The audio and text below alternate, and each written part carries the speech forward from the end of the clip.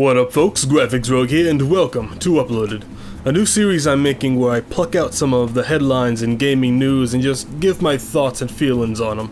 They could be older topics, but I'm mostly going to try to stick to topics that were brought up during the week of this video's release. Most of the stuff I'll talk about today is relatively older just because I wanted to talk about them, but as of making this video, the Warhammer Total War trailer has been released. So that's what everyone's talking about, and I should give my 2 cents on it as well. But first I want to talk about Attila Total War's DLC Hijinks. Yeah, apparently CA is not planning on learning from their mistakes anytime soon. We got pre-order DLCs, Day 1 DLCs, Blood and Gore DLCs, but this time it's called Blood and Burning, so yeah, it's different. Well, it's a little more different since not only can you see soldiers getting chopped up and whatnot, but they can vomit on the field when they're sick. That's cool, vomiting soldiers, and yeah, a little bit's different here and there. But still, you know, the Kelp pack, as in, you know, you guessed it, 3 factions and a few extra new units. And I'm not gonna lie, when the Longbeards pack was announced, I honestly thought they were charging us for the ability to make soldiers wear long beards. That was really dumb, but I wouldn't put it past them. And so far, all these DLCs that came out for Attila are the kind of crap DLCs that people are really getting sick of. The kind of DLCs that should have been in the game day 1. They make the game, then they pluck out a few factions and units and features to sell for later, ensuring that if you don't get all the DLC, you will own an inferior product to the one that was originally intended. And I'm sure this is mostly the grubby hands of Sega behind this crap, but Sega, CA, I implore you, stop this madness. I mean, you can make a full, completed game and still get your DLC money. I'm not against DLC as a practice. I'm for good DLC. I'm against bad DLC. You know how to make good DLC. Caesar and Gaul is good DLC. Hannibal at the Gates is good DLC. Even a pack of historical battles, which I wish you would make, is good DLC, because I love me some historical battles. I wish there were more. You know, charging $8 for a few factions and units that could easily be added in by modders is not good DLC. And speaking of modders, smooth transition, Rogue, you got them itching for more. Oh yeah. Yeah, new modding tools for Attila came out. These tools will allow modders to edit new parts of the game that were previously not allowed to be modded by CA for whatever reason. These tools are for Attila and not Rome 2, unfortunately, but maybe it will change in the future? Who knows. Some map editing will be possible with the new TED and Terry tools and terrain wall data.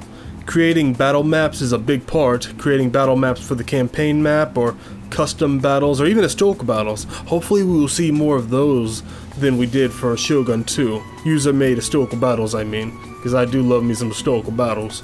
There is some campaign map editing, but the assembly kit site says you can't do things like border editing, tree positioning, settlement positioning, or campaign logic, which is pathfinding and collision.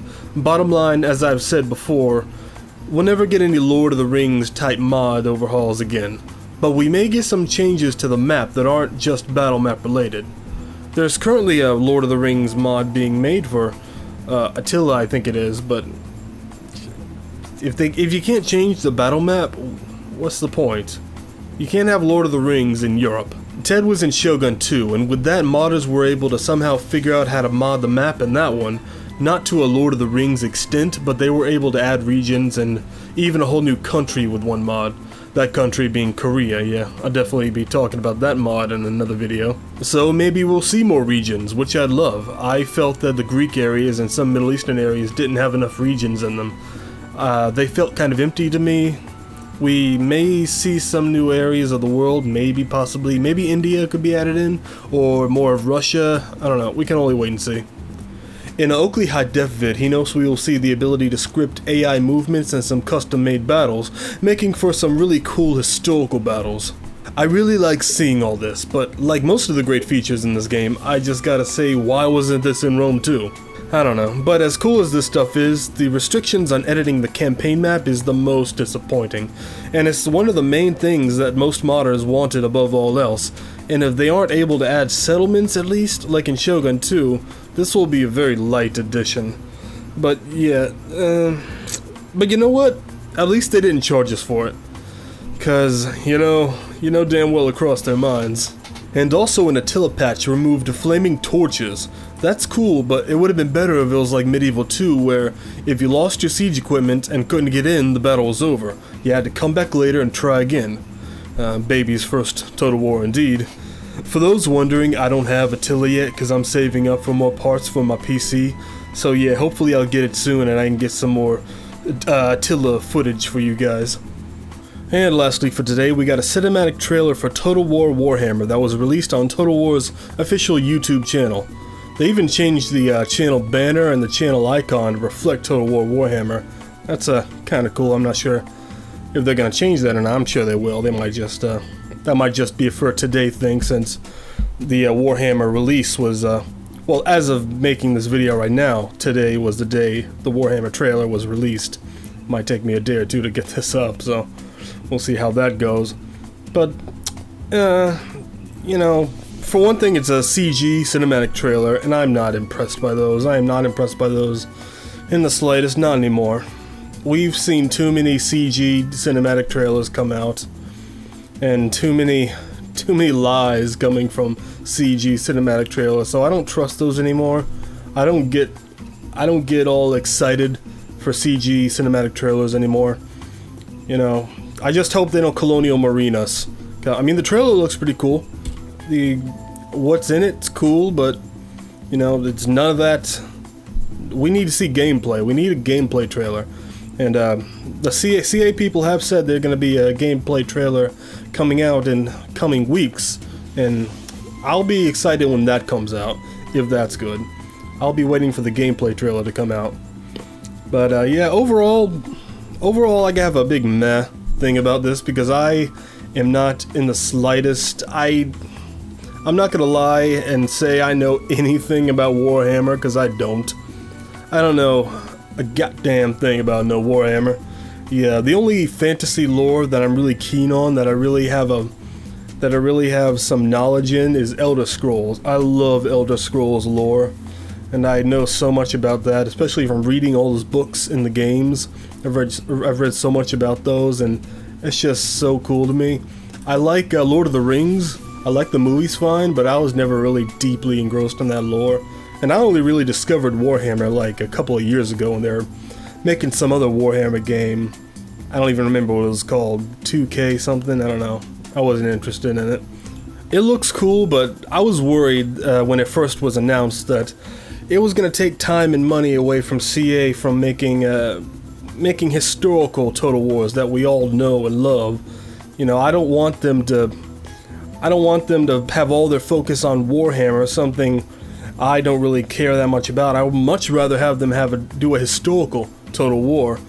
But it seems they are doing that. They have said, CA staff has said they have two different teams working on these games. They have one team working on the Warhammer stuff, and they have another team working on the traditional Total War historical games, the historical eras. We don't know what historical era they're working on next, and that is what I'm really excited for. I would really love to know what the next era is going to be. I would love a Three Kingdoms kind of Total War, although we do have a really cool mod for that, but I would love an official one. I would love a Victorian Age Total War, or maybe an Empire 2, so Empire Total War can be done right this time. I would like that very much, an unbuggy Empire. But let's see what we got in this barrage of Warhammer Total War news we got today. We got a whole bunch of stuff. We got confirmation that there's going to be a few factions. There's only going to be, from what I hear, there's going to be a few playable factions, but not a whole lot. Maybe they're just saving more of them for DLC. That could be a possibility. But we got lots of orcs. We've got goblins. From what I've read, I think the goblins are going to be a part of the orc faction, and I guess that would make sense. We got images of goblins riding big ass spiders, and that's pretty cool. We got images of, although these are just CG images, they're not any gameplay. I would love to see some goddamn gameplay. We got orcs, we got goblins, we got humans. We got something called the Empire, which is some kind of human faction. We've got magic, the first Total War game with lots of big old electrifying magic, and that sounds pretty gosh darn cool to me. I would love to just send some lightning down on my enemies from a magical person. Although I would love to be doing that from an Elder Scrolls Total War, but we got dwarves, and they're looking pretty cool. They have a kind of high technology theme to them. They got cannons, they got gyrocopters, and plus they have their big ass hammers to smash people's heads in with, and that is always very cool. The dwarves are looking pretty cool from what I've seen in Warhammer. I wonder how deeply they're going to go with that technology. I wonder if they're going to have like flying, well, it says they have gyrocopters and stuff. I wonder if they're going to have cars or tanks or something like that. I wonder how far they're going to go with dwarven technology. That sounds pretty interesting. And we also have the undead. We got vampires. Not sure how far it goes beyond undead. I'm not sure how much that encompasses. Do we have zombies, and do we have other things like werewolves? If we have vampires, we gotta have some werewolves. Oh boy, I would love to lead a unit of werewolves into the enemy forces. That would be so cool. A big ass army of werewolves. I would love that. But playing a vampire faction would be pretty cool. I wonder how they would go about doing that, since we do have this magic component to just bledow people on the battlefield with lightning strikes. Maybe as a vampire you could turn into a bat or a swarm of bats, like in that Dracula movie, Dracula Untold, where the guy turned into a million bats and just slammed through the Ottoman army. That was pretty cool. It would be pretty cool if you could have something like that in there. We have some kind of demon going around called Tzeentch, a chaos god or something like that, Lord of Change. I'm not sure how that's going to go. Maybe he's going to be some kind of background nemesis, kind of like Attila is in Attila Total War. Just a big boss kind of guy to play against, that everybody kind of plays against. That would be kind of interesting. It would be interesting to play as a demon faction. You can raise a bunch of demon soldiers from hell to face the enemy's horde of pathetic humans, and you can just tear them apart with your demons. We also got dragons and ogres, and I'm interested to see how that's going to turn out. I don't know how we're going to use dragons and ogres. Maybe units of ogres are just one ogre, and you send them into a big unit of soldiers, like you send an elephant into a unit of soldiers. Maybe an ogre could work like that, kinda. We got dragons. I don't know how dragons are gonna work, but it's a flying component now. I don't know how they're gonna add a flying component in Total War. As the trailer said, everything's changed. The rules are changing, baby. We're gonna see whole new different kind of things with the new changing of the engine. It's gonna be a similar engine, but it'll be a little different tweaks and changes here and there to accompany the new beasts and monsters, the spiders and dragons and ogres, and it's going to be really interesting how they utilize this, how they go about using it, how they get us to, I don't know. I would just love to have my general fly around on a dragon and fly around the battlefield and burn up the enemy units with my dragon. I could burn up towns and villages with my dragon. They'd be like, "Oh no, General Poop Pants is coming. He's gonna burn down the village," and I'd be like, "Yeah, he is." And that would just be so cool. I can't wait to see how we utilize dragons. I really hope this is cool. I'm not 100% into the Warhammer lore, but this game, maybe this game could get me into it. Maybe this game could get me into the Warhammer lore. It's a possibility. I mean, I wasn't really huge into the Star Wars lore. I wasn't really huge into Star Wars until I played Knights of the Old Republic. You know? I was never really that big into it. I loved Knights of the Old Republic, and it made me look at the Star Wars movies in a new light. Although I still love the Old Republic era more than I love the Darth Vader era, whatever that era is called. New Republic? Current Republic? I don't know. But this game, if it turns out how I'm thinking in my mind, it's going to be a little more compact, kind of like maybe Shogun, with only a few factions playing. Maybe the units won't be so big. If we can utilize dragons in a right way, maybe this game could be pretty damn cool. And maybe this game could get me into the Warhammer lore. That would be pretty boss magnificent.